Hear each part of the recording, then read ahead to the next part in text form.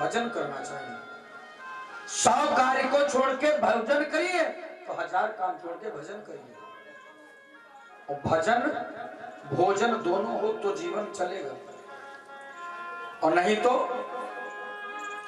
आज जब भरत जी के ऊपर क्रोध आया तो ये सब शिकायत की अपने अपने पतियों से, ये काम ना धाम करता। भाइयों ने समझाया करेगा, एक दिन भेजा, जाओ चले जाओ, खेत में धान बोई गई है ना, जाके देखना पक्षी ना चुग जाए उसको। जड़ा भरत जी गए, वहां ही माला जपने लगे, बैठे माला जपने लगे। और इधर भाइयों ने देखा, रे राम राम राम, हजारों पक्षी पूरे खेत में। क्या कर रहे हो, कैसे देखते हो? तब जल्दी जल्दी उड़ाया। फिर पछताए होत का जो चिड़िया चुग गई। हमारे भी जीवन में यही होना है। अभी हम लगे रहे खूब घर गृहस्थी ये वो, तो बाद में पछतावा हमारे लिए भी है। तो महाराज निकाल दिया गया घर से, बोले काम न धाम करता और दिन भर अनाज का दुश्मन बने बैठा रहता, इसको निकाल दो। घर से निकाला। अब ये जाके एक जंगल में प्रेम से भजन करने। बोले अच्छा हुआ कि घर गृहस्थी का बंधन अपने से जाते अगर तो रोज लोग पकड़ ले आते। हाँ ये होता है, आप स्वेच्छा से जाइए ना तो बच्चे आपको पकड़ लाएंगे, और आप रिसा के चले जाइए तो कभी ना पकड़ने आएंगे। बच्चों से लड़के जाएंगे तो कभी पकड़ने ना आएंगे। ठीक चढ़ गया। वो आजकल के बच्चे तो चाहते हो कि पैसा रुपया भर दिए जाए, जो माल खजाना इकट्ठा हो धरे जाए और बाकी जाए, बाबूजी की कोई आवश्यकता नहीं। ये तो चाहते हैं बच्चे। लेकिन कथा समझा रही है, क्या कहती है? जड़ भरत जी कुछ काम नहीं करते थे तो इनके भाइयों ने इनको जड़ कह दिया कि जड़ है, काम काज नहीं करता, जहां जाता है वहीं बैठ जाता है, जड़ है। तो लोग इनका नाम जड़ भरत करने लगे। अब जड़ भरत जी जाते और माला जपने लगे। अब वहां पर भी लोगों ने पीछा नहीं छोड़ा, बाबा बन के वहां बैठ गए, भगवान का नाम जपने लगे। दिन भर लोग आने लगे, बाबा जी जरा हाथ देखिए ना, रेखा हमारी। तो ऋषभ देव जी ने एक इतना बड़ा पत्थर उठाया, मुंह में रख लिया। बोले बाबा पागल है, अब लोग कोई नहीं आते। आप भी अपने जीवन में एक पत्थर रख लीजिए। क्या मुख में जो वाणी पे संयम नहीं है, इस पे पत्थर रखने की आवश्यकता है। और सर्वश्रेष्ठ जो पत्थर है वो अपने बीच का एक ऐसी दीवार बना दीजिए कि अब इसके बाद हमें भजन ही करना है, बाकी कार्य तो करेंगे लेकिन भजन का पत्थर प्रमुख होना चाहिए। वो पत्थर भजन के लिए रखा गया। हम लोग ईंटा पत्थर में लगे रहते हैं, जीवन गुजार देते हैं, किया धरा कुछ नहीं। तो महाराज आज बड़े प्रेम से जंगल में रहते थे और उसी राज्य का राजा था रहुगण। कौन था? रहुगण। बड़ा धर्मनिष्ठ प्रतापी, ब्राह्मणों का भक्त। लेकिन एक दिन इनसे अपराध हो गया। चले आ रहे थे पालकी से अपने नगर को देखते हुए, और पालकी चलाने वालों को अचानक एक पालकी चलाने वाला बीमार हो गया। बताया गया तो राजा ने कहा आगे जो भी मिले उसी को पालकी का भार पकड़ा देना और तुम चले जाना। अब संयोग से आगे मिल गए ब्राह्मण देवता जड़भरत जी। जड़भरत जी को थमा दिया गया। अब जड़भरत जी तो कुछ बोलते तो थे नहीं, जो काम दे देता था वो तो भजन करते थे। अब कांधे में भार रख दिया गया, जड़भरत जी चले। पर जड़भरत जी एक कार्य करते थे कि अपने से पाप नहीं होने देते थे। हाँ? जब चले ना, अब जब चले तो देखते थे कि नीचे कोई चींटी, मटा, एक कोई भी कीड़ा मेरे पैरों के नीचे ना आए। बहुत देख के चलते थे। चले आगे देखा कि कहीं चींटी दिखी तो कूद गए। थोड़ा आगे और गए, आगे फिर कोई जीव दिखा, जीव को देखकर फिर कूद गए। अब पालकी चलाने वाला यदि कूदेगा तो पालकी में बैठने वाले का क्या होगा ना, खोपड़ियां फूट जाएगी ना। अब उसके राजा के सर में बार बार लगे। राजा ने कहा मैं कैसे पालकी चलाते हो, डांटने लगा। तो महाराज जब राजा ने डांटा तो जड़ भरत जी कुछ नहीं बोले, काम है इसका डांटना, कुछ नहीं बोले। फिर आगे गए, फिर कोई जीव दिखा, फिर कूदे, नीचे को देखा, कैसे चला रहे हो। तो जो साथ में 3 लोग थे बोले महाराज हम नहीं गलती कर रहे, जो अभी आया है ना ये ऐसे चला रहा, हम तो बढ़िया से चला रहे हैं, ये अभी अभी जो आया ये कूद रहा है। तो राजा ने व्यंग कसा, तुम सब अभी आए हो ना, ये इतने दिनों से चला रहा है, थक गया होगा। अब जड़ भरत जी का शरीर मस्त था, तुम सब इतने मोटे ताजे हो और ये इतना दुबला पतला है, भार नहीं उठा पा रहा, व्यंग कसने लगा। जड़ भरत जी ने अभी भी कोई जवाब नहीं दिया। फिर चले, फिर कोई जीव दिखा, फिर कूद गए, अब की बार ज्यादा जोर से लगा। अब इस राजा ने कहा बड़े क्रोध करके, अरे समझ में नहीं आ रहा है, हम तुम्हें दंड देंगे, तुम्हें मृत्यु दंड देंगे, तुम पालकी ठीक से नहीं चला रहे हो। जड़ भरत जी ने कहा अब यदि हम नहीं बोलेंगे, यदि अब हम नहीं बोले तो एक बड़ी समस्या बन जाएगी। क्या? बोले किसी ब्राह्मण के कांधे पर किसी के जीवन का भार आया और ये राजा नरक में जाएगा, क्यों? क्योंकि अपराध किया, ब्राह्मण के ऊपर अपना, ब्राह्मण से अपना भार उठवाया, तो ये तो नरक में जाएगा। लेकिन यदि इसकी दुर्गति हो गई तो ब्राह्मणों की महिमा घट जाएगी, संतों की महिमा घट जाएगी कि जड़ भरत जैसे ब्राह्मण संत पर जिसका भार गया, और वह जड़ भरत जैसे संत ब्राह्मण पर जिसका भार गया, वह ब्राह्मण के भार जाने के बाद भी इसको नरक मिला, संतों की महिमा घट जाएगी। आज जड़ भरत जी ने बोला, जड़ भरत जी ने क्या कहा? तुयोदितम वित्तम विप्रलब्धम भरतुः समय स्यात् यदि वीर भारा गंतुर यदि स्यात् विगम्य मत्वा पीवेत् रासौ न विदाम प्रवादः। ब्राह्मण देवता ने कहा कि क्या कहा तुमने कि मैं तुम्हारा भार नहीं उठा पा रहा हूं, मैं वीर भार रहा, मैं तुम्हारा भार नहीं उठा रहा हूं।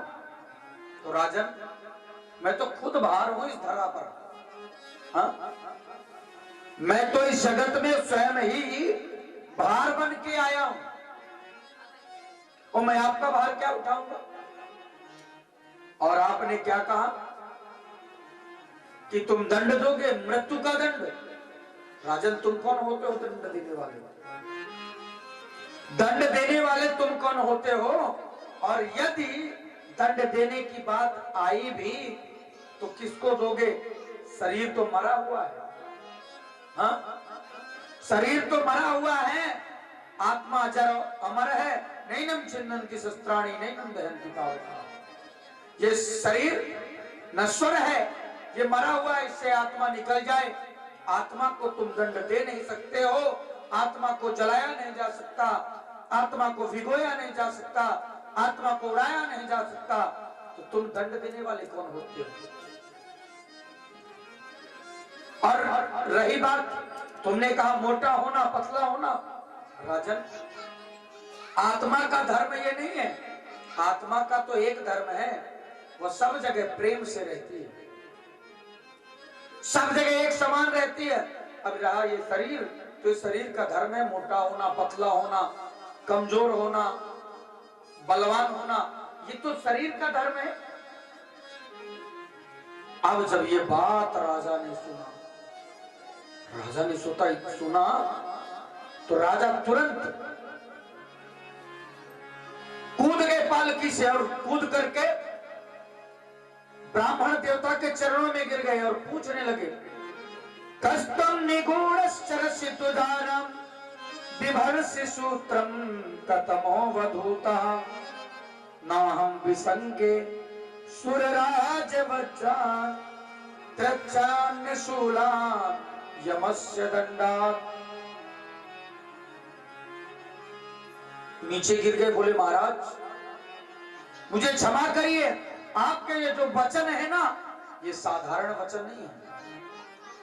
आपने जो गूढ़ बातें कही ये साधारण नहीं है, आप तो परम विद्वान मालूम पड़ रहे हैं। और जो आपके कांधे में ये सूत्र पड़ा हुआ है ना, ये जो जनेऊ पड़ा हुआ है ना, ये आपके सुंदर ब्रह्मत्व को प्रदान कर रहा है।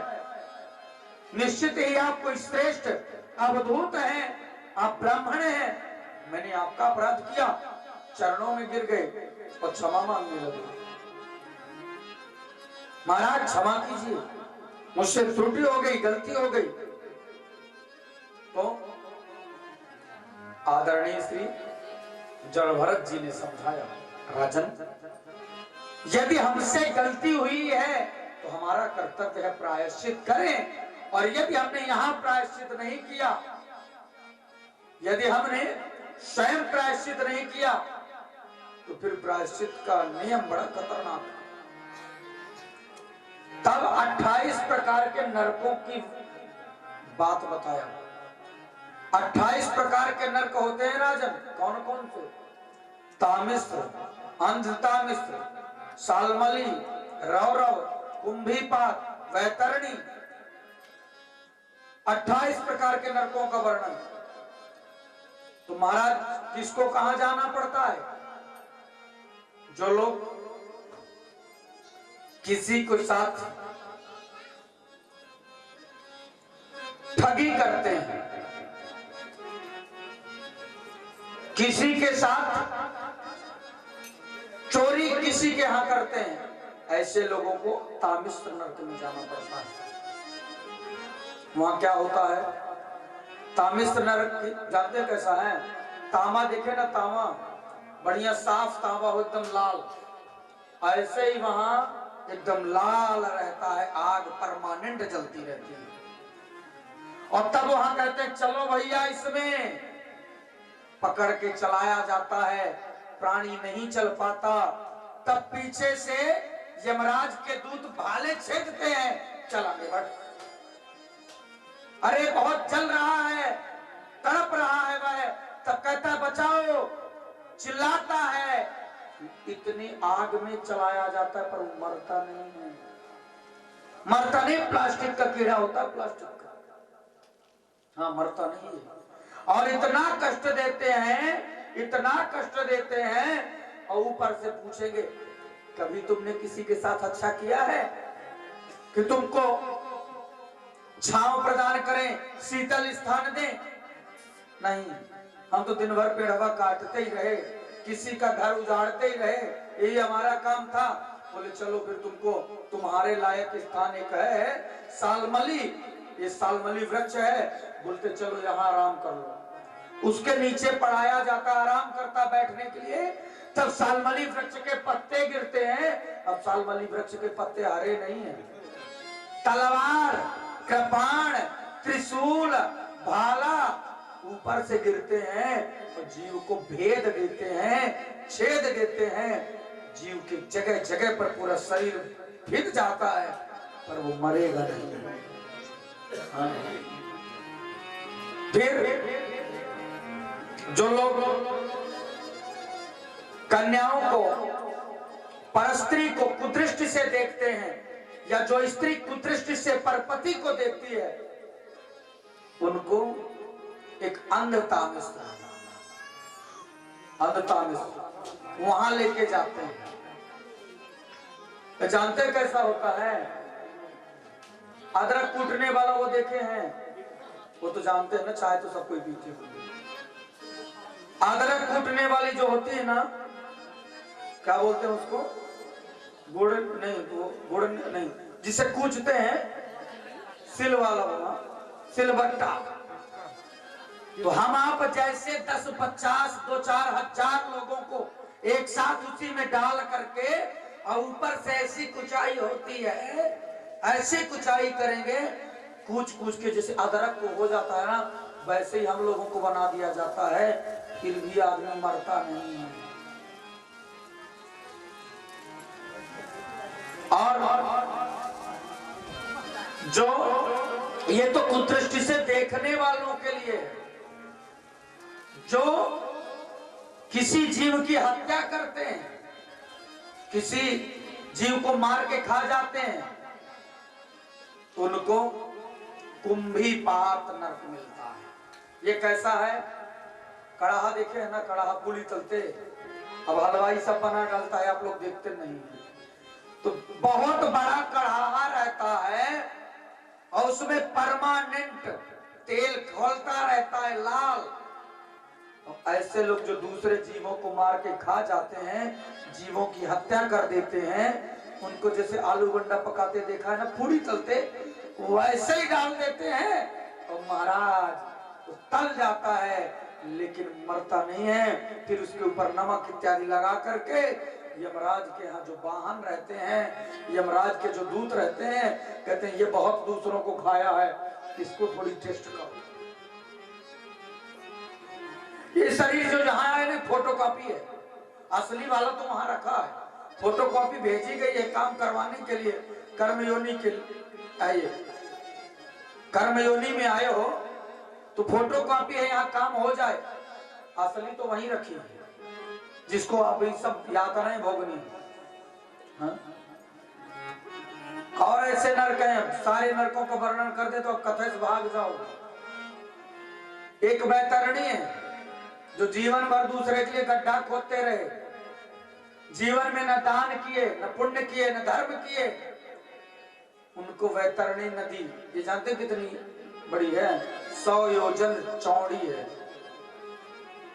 100 योजन माने 1200 किलोमीटर। एक योजन में 4 कोस और एक कोस में 3 किलोमीटर, 1200 किलोमीटर लंबी चौड़ी, इस पार से उस पार 1200 किलोमीटर।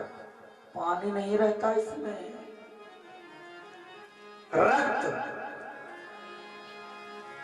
मावाद, ये सब वहां भरी रहती हैं, और उसके अंदर हजारों सर्प, बिच्छू, मगरमच्छ घूमते रहते हैं। कोई आए मिले